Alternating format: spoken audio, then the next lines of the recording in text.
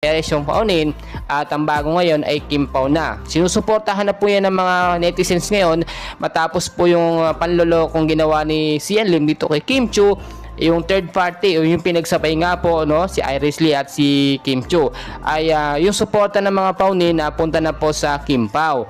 Wala nang problema, hindi na po nila iniisip yung bagay na yan dahil si Janine Gutierrez naman as of now, alam naman natin tanggap na po yan, no?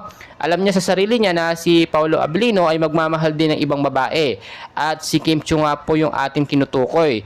Ngayon nakikita nyo talagang hindi man nila directly sinasabi sa publiko na sila na ay magkarelasyon. So nakikita natin mga sweet photos no na magkakasama sila o magkasama si Paolo at si Kim ay very obvious na sila talaga ay merong relasyon na tinatago po no at balang araw may expose din po yan at malalaman din ng sambayan ng Pilipino.